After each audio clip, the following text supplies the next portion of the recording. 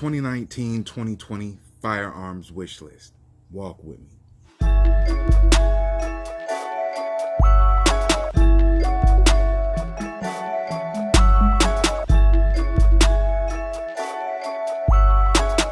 It's cracking with a family. It's your boy Aunt Diesel. What's happening? As you know, I did a firearms wish list last year. You probably don't know because people just started watching my videos recently. I did a firearms wish list video last year, and I got pretty much a good majority of everything that was on it, minus the Chris Vector and minus the CZ Scorpion. I had the AK Wasser 10, y'all know what it is. I wanted the SP 2022 by Sig Sauer, got that, traded out of it. Didn't like the 40 caliber round, didn't know about the DPM recoil system. That's my fault, because now I want it back. I also wanted a P-Series SIG pistol. Got that. P226, chambered in 40 caliber with a DPM recoil system. We're going to talk about that because it actually works. Those are the firearms that I got off of my last year's wish list. My new firearms wish list, we're going to start with number 1. And these aren't in any particular order. I'm just doing 1 through 5 just to make it streamlined. Whichever one comes first at a good price, that's what I'm gonna get. Number 1 on my wish list, the Beretta 92 FS. Now, I am product of action movies from the 90s. I was born in the 80s. Die Hard and every other movie that was action based in the 80s and 90s. You saw the 92 FS whether you realized it or not. I want the 92 FS pretty badly, I might add. They're a little out of my spending comfort for right now, but all that can change with a couple of hours of overtime and, savvy spending habits. I want it in the Inox. I could save about maybe $200 and get the Taurus PT 92, same firearm made in the same factory, and it has the rail. And I don't even do guns for carry with lights and lasers and stuff like that, but extra value, right? Maybe one day I'll change my mind. I'm allowed to. I'm a human. Beretta 92 FS or Taurus PT 92. Number 1. Number 2, I've been eyeing this Force Equalizer forever, and I've wanted it forever. I could have gotten it when I got my Wasser 10, but I selected the Wasser 10 because I wanted the AK that much more. It is the CZ Scorpion. Now, I've been eyeing down this CZ Scorpion for years, as I've said already, and I like the look, I like the feel, I like the action, I like that it's compact. I want it in Battleship Gray. Seen it in black, I fondled it in black. I have a lot of black rifles. I don't need another black rifle or pistol even. So I want it in Battleship Gray because I skipped over FDE because I already built the AR-15 in black with FDE accents, and I'm over it. I love it, don't get it twisted, but I want to look in my safe and see a variation of colors, not just 1 or 2 colors. Variation.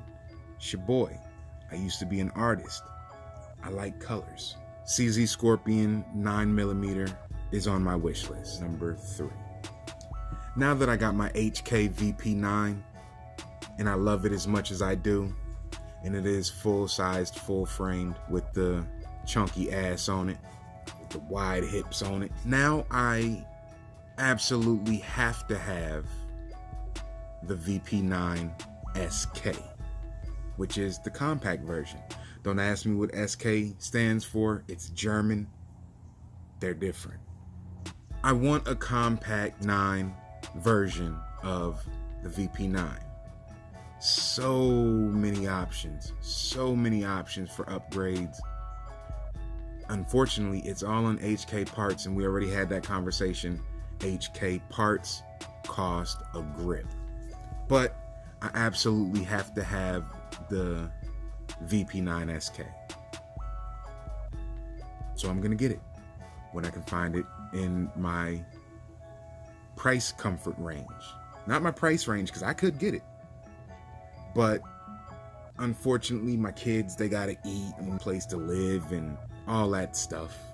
You know, fatherhood, husbandhood, it's all hood. But that is going to be acquired, and it's going to be acquired in due time. So that's number 3, HK VP9 SK. Number 4.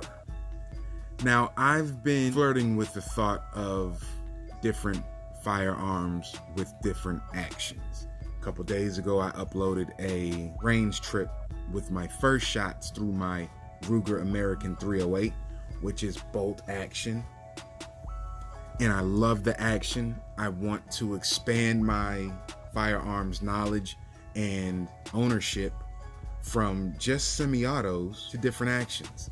And I want a revolver, namely the Chiappa Rhino. That's on my list, but it's not necessarily going to be the Chiappa Rhino, because them things running about $700-800. I like the styling of it. I like the lines, the look. It's different.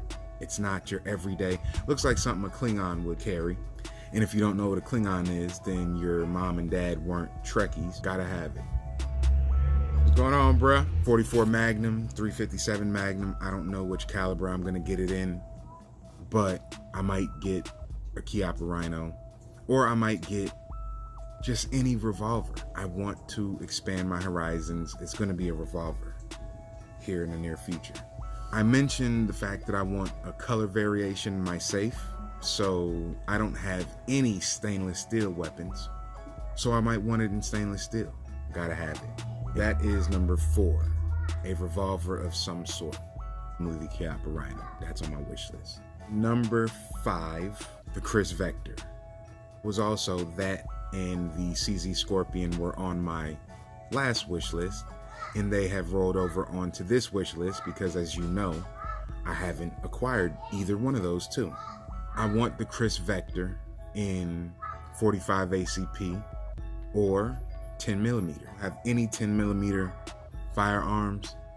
I live in bear country, Alaska. I need something big to take down something big, just in case. I'm not hunting for them, but if I'm out fishing, I want to have something adequate enough to take down a charging, full of adrenaline bear. So I want to get into the 10mm. I want the Chris Vector in 45 ACP or 10mm. I don't want it with the long barrel, so I'm going to get it in the pistol form, and then possibly SBR it so I can get the folding stock to, you know, do my thing. That is number 5 on my list. The Chris Vector in 45 ACP or 10mm. Now, my wild card, which is a wild card for a reason, because it costs the price of a used vehicle, the MP5. I just want to do the MP5, slap. That's it. Don't want it for any specific reason.